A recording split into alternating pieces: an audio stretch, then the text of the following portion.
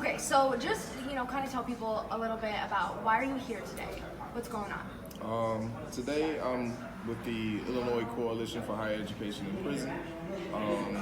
It is a consortium or conglomerate of various higher education in prison programs, people that are advocates for higher education in prison,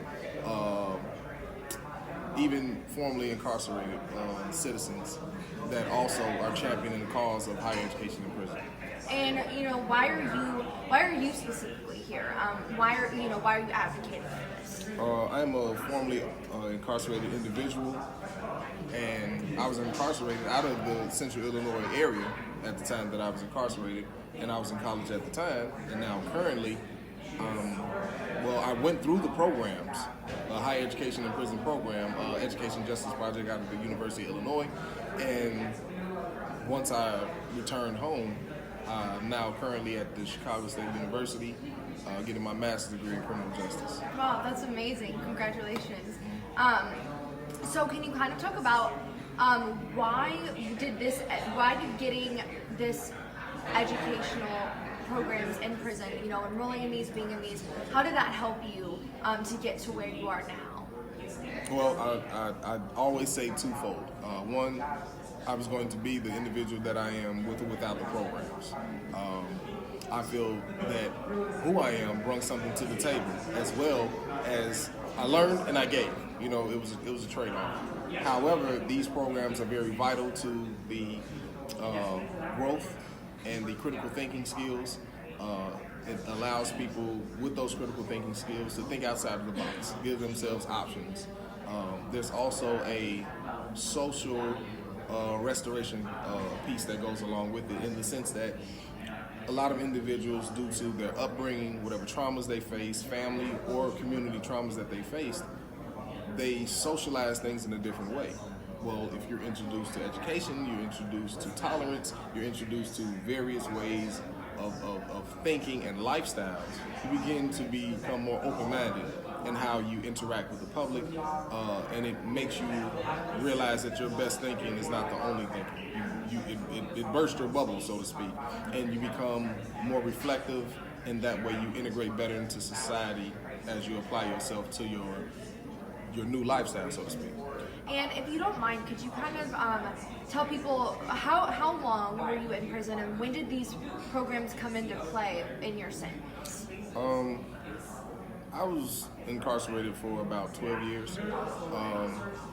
I initially got into college immediately because I didn't have to go through the same hurdles. I didn't have to go get a GED. I didn't have to pass a whole bunch of placement tests because, as I said earlier, I was already in college prior to coming to prison. So it was an easier transition for me. The programs that are right now, at this coalition, at this event, they came into play about 2008.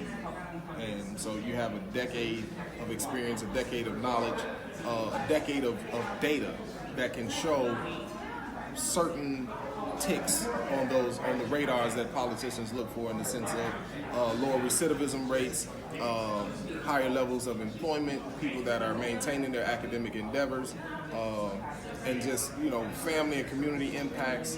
I myself do an anti-violence organization called Give Up the Streets in Chicago, where we teach empowerment, education, and entrepreneurship, as well as dealing with trauma. But you have those types of things that, like I said, that can be documented and followed through individuals that have come through these programs, and there is a big community impact that goes along with it. So I think it's powerful, and I think people really need to research and invest in these situations. Okay, so just to make sure I have that correct, so you said you were in prison 12 years total, or you were in prison 12 years before you got into the educational programs? No, I was in prison 12 years total. Okay. And like I said, I got into education immediately. Okay. But these programs that are involved in this event today, they didn't come in until 2008, and I was already like 8.5 years into my sentence at that point. Okay, so you participated in these types of programs for about 4 years? 2.5. Okay, and what do you think is the biggest thing that programs like this give people who are in prison? Hope is the first thing. Because of what goes on the outside, we host ill-check meetings. EJP hosts annual and sometimes twice a year events that actually let the community know. It's a family and community engagement piece that they do, where they actually let the community know, hey, your loved one is in here, they're involved, they're changing the culture of the institution that they're currently in. They're growing and evolving in this way. Here's some of the writings and some of the works. PNAP is also here as well. They operate with Northeastern and DePaul universities, and they as well, they show the artwork, they show the writings. There was also a debate team, and I remember us doing an event in front of the Thompson Center in Chicago where I read one of the pieces from someone currently incarcerated in Statesville to just show the mastery of the written word that they possess in spite of their current blightful situation. And it's powerful. I think more people should really just really check it out. And this conference is being held today so that you guys, can come together cohesively, talk about things that work, things that don't work, pan out things better in the future for more educational programs. What are the biggest changes that you would like to see, or the biggest things that you would are here today talking about that you would like to see kind of change or take form or shape inside the prisons in the future? Well, in the prisons, I think there should be a grander investment within higher education in prison. There should be a pipeline that goes from GED to graduate studies in that sense. A lot of the security measures that are thrown around as reasons why to deter the programs, they don't exist. I think it's antiquated in the sense of the old gang culture that used to happen in Illinois prisons. It's not as profound as it once was, and I think those measures should stop being thrown around to stifle, the growth and the potential of education. I think there needs to be also a melding of the two. So post-secondary and post-secondary should meld in the sense that college students should be allowed to tutor ABE and GED students, and that way you create a camaraderie amongst not only the residents of the institution, but those in those lesser, for lack of a better word, programs or primary programs would want to study higher education because they see someone that they have a connection with that also is getting a lot out of these programs. Like I said, a lot of us aren't lifers. We have finite sentences, and we're coming home, and someone has to replace us. And like I said, change the culture of the prisons and things like that. Change the recidivism. You don't have an abundance of individuals coming home that have no skill sets and just returning to the streets and returning to a life of crime and victimizing the citizens that are out here. They can come home and be a part of the citizenry and be taxpayers and productive in their own right. So I think it's awesome. I do. Okay. I think I asked you kind of a lot of questions that other questions I had kind of already tied into.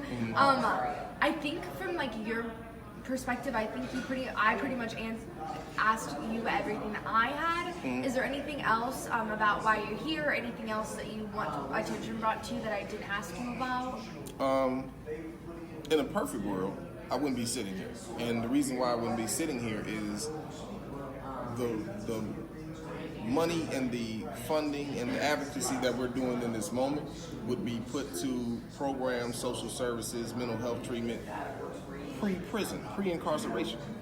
That in itself would actually cut down on the need for higher education and prison programs because it would be less people in prison. You know what I'm saying? So in the ideal world, that's what it is. But in the world that we currently live in, I would just like to implore as well as challenge the legislative bodies, which is why we're in Springfield, challenge them to find within the budget ways to implement the means and the resources to actually make these programs flourish. You already have a lot of volunteer professors and volunteers just in general that come into the prisons, They're not on paid salary, and to an extent, they've done more to change culture in the prison than the actual prison guards walking around. So I would like to see a bigger investment, a change of laws and policies that can actually streamline and allow this to continue to move forward and flourish. There's a lot of seeds in prison, and at some point, somebody has to, water and fertilize and allow it to grow on its own. And I think that it really can take place if people just invest and have a willingness for the change that they speak and campaign on. Here's your opportunity. Right, absolutely. Like I said, you covered it for me. Anything else you want to add? Shameless plug, like I said, Give Up the Streets on Instagram and on Facebook, just as it says, Give Up the Streets. Based in Chicago. Again, my name is Earl Walker, and it was a pleasure being here. Okay.